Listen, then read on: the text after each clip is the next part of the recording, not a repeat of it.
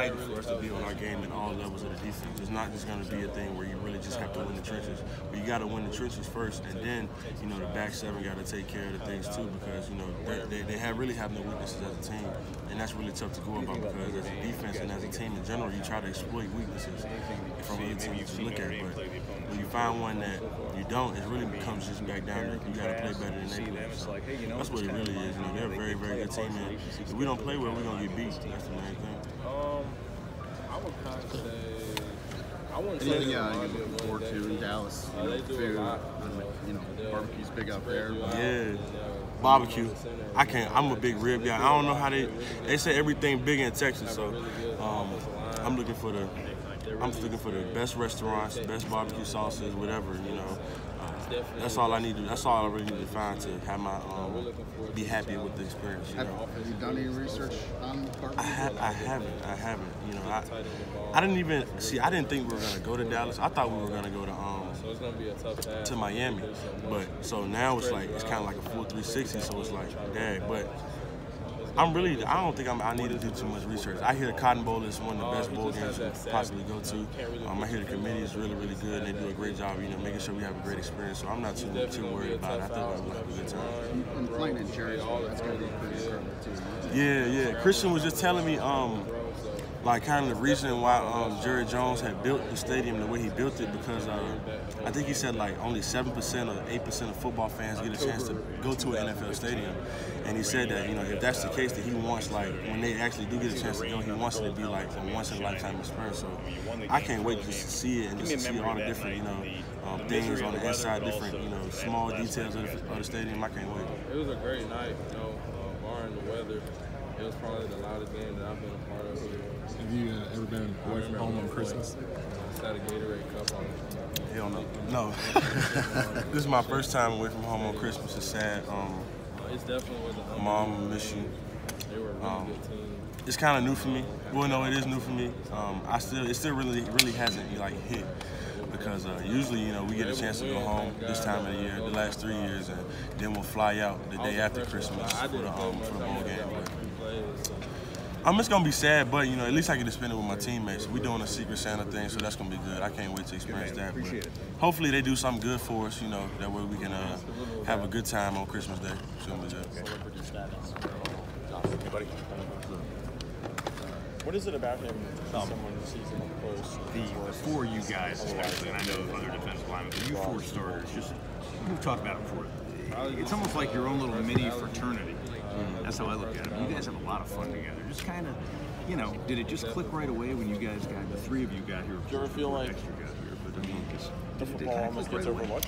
I mean, well, first, it didn't start with us. You know, it kind of started with the guys that came before us, and then through them, we just kind of saw like how close they were, and you know, naturally, like you said, we were just good friends from the jump. But when we saw like what our potential could be, you know, it's just the amount of time that we started spending together, whether that's trying to get better at football or just life in general, and that kind of just brought us closer as a whole. So I would say, you know, it's really just us partaking on what we wanted our legacy to be here, and we kind of just grew together as far as building that whole thing together, and that's kind of what brought us closer.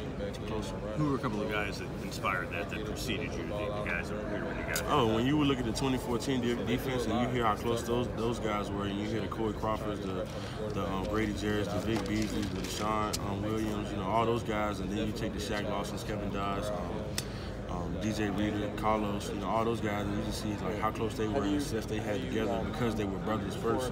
You know, it kind of just showed us, you know, if we really want to be good, we got to really, you know, get to know each other first. And it can't just be, you know, we only hang out and we out here on the field together. It's got to be, you know, if I really care about this person and I want the best for him, I got to get to know who he is as a person. And just by the grace of God, we just happen to like each other a whole lot more. We really have a lot in common. We're the best defenders off the field, so you know, that's kind of just worked out. Just by the fact that, you know, you got a pretty big personality. Christian's got a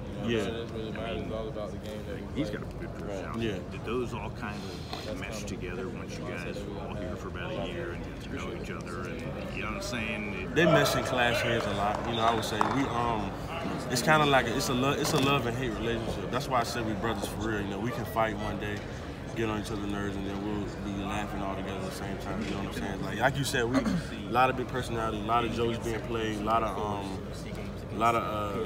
of stuff said to each other with like no filter. You know what I mean? Because we can do that with each other. But and we can't do that with nobody else. You know, we know that we're gonna do that with ourselves. So it can be a thing like where we hate each other one day and we love each other the next. But at the end of the day, we all family. You know? How do you feel about being away from Christmas? I mean, from home for Christmas. It's gonna be sad. You know, obviously I've been with my mom and stuff for the last 3 years, but hopefully me and my teammates can experience something good in Dallas that, you know, can make it better. But I don't know what Davo got planned up his sleeve for Christmas, but hopefully it's something good. I don't know. And Clay, I know you started out on scout team. Talk about how it was, like what's the importance of scout team and then working your way up, right, to become like a starter. Yeah, it was a great scout game. team is huge, man. You know, obviously nobody wants to start out on it. You know, it can be a little bit depressing. I would say for myself, just because, you know, you want to be out there with the team, you want to help contribute to the team, but you really got to realize that the scout team is something that is so important to a team's success, because you're basically giving, you know, your offense or your defense the look that they need to go out there and have success on the field. And with that, you know, you got to realize that I was here at Clemson, so I got a chance to go against, you know, the Deshaun Watson, the Jordan Leggins, the Mitch Hyatts, the Taylor Hearns every single day in practice. So I just took it as a way to get better, and, you know, hopefully they'll tell you the same thing, because I never was a guy who went out there and was just like, you know, we'll do some walkthrough stuff, because I hate wasting time, I hate wasting a year. So I really took it serious and really just took it as a year to really get better. And I took it as an honor to go out there and, you know, try to whoop their butt up every day. And because I know that was making them better and making myself better and helping this team in general. You know what I mean? So scout team is huge, man. Don't ever let nobody tell you that it's not important and that you're basically wasting time if you're on it, man. It's so big for our program and just for the success of our program in general. So. Clee, sorry if you've been asked this before, but I guess what about this process has been easier for you as you've gone through it a couple of times, and what part of it kind of doesn't really change? The easiest part I would say is I just become more mature. You know what I mean? I kind of know what to expect now, and that's the biggest thing. You know, a lot of times with film. Well, with football, like, you don't like seeing things on the field that kind of surprise you, you know what I'm saying? Because it's like you prepare for things, and then when you get out there and see new stuff, it's like, damn, I wasn't prepared for it. But with this whole aspect of just, you know, my progression as a player and as a person in the media or as a man in general, I would just say I kind of know what to expect now. And the thing that's been the hardest, it's kind of just heightened, you know, with the success that I've had. You know, it's just more eyes on me, more things like more attention to me, brought to me. And I don't know, it's kind of like more. I'm not a quiet person. But like, I do kind of like have my guard up. Like, I don't really know you like that. I don't know if I want to tell you all about me just yet. But you know, it comes with the job. You had to realize that it just comes with the territory. How much does experience through going through these games, going through the college football playoff process, how much of that can be a differentiator when you have teams that are so evenly matched, like you get down to the Final Four with? I mean, it's just based off of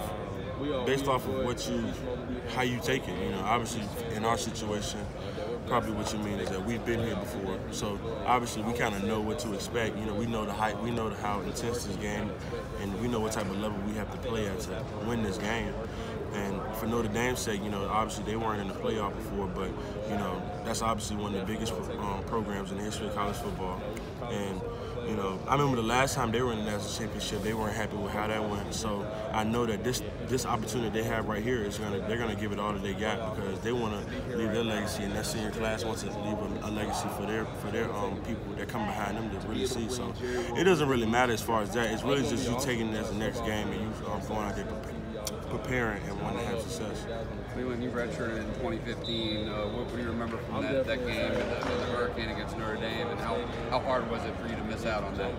Oh, that was tough. That game was crazy.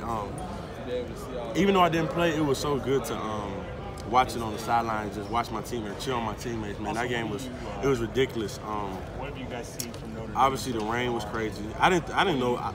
I knew it was gonna rain, but I didn't know it was gonna rain like that bad. You know, because I traveled with the team that day to the hotel, and obviously we were underdogs in that game, and They had a great offensive line, great quarterback, the great linebacker, Jalen Smith, stuff like that. And they were, I think they were ranked like number 2 in the country. And just to see the crowd that we had at Death Valley, man, it was a once in a lifetime type thing. And I don't think I've ever been a part of a crowd like that, other than the first time we played Louisville, when I played at home, and Lamar Jackson was at quarterback. That was a loud one, but that game right there was one I'll never forget. When you guys went to Texas A&M, we saw Christian rocking the cowboy hat. We saw Dabo when you guys got to Dallas, wearing the cowboy hat. Are we going to see any kind of Texas-inspired clothing from you guys when you arrive in Dallas?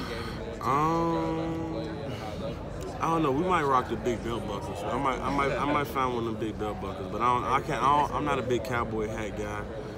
I won't rock the bolo tie, but I do like the belt buckle thing. So you might see me come out there with one of them things. Or what's the things on the boots called? The spokes? Spurs. I found some Spurs in Ross down the street. So I might go pick those up. You wear boots? Yeah, I wear boots. You wear boots? I wear boots. Have you always worn boots? Not always, but I mean, my mom bought me a pair and I kind of like them. Yeah, so you follow that. Hey, back to the guy, you and the defensive lineman. In practice, it's hilarious to watch you guys like between plays. Yeah. It's like a variety show. Yeah. I mean, what's that always been like that? Does that kind of, again, help kind of make things go by with less grind to it? Yeah, accountability, man, is huge, man. Accountability. It's all about, helping each other get better. And not so much as we do it in a way to where, obviously we can get on each other and, like, come on, let's go type of atmosphere. But a lot of times that can get annoying and a guy can get fed up, especially if it's not working. So sometimes you got to give him a little joke or something like, hey, like dang, like you ain't getting no sacks today, like dang, I'm getting all the reps, like, and then that'll kind of get a guy going more. Or maybe you say a little joke and stuff like that, or maybe y'all do a little dance, give him a little handshake, stuff like that. But it's just a way of just trying to keep guys, amped in the practice.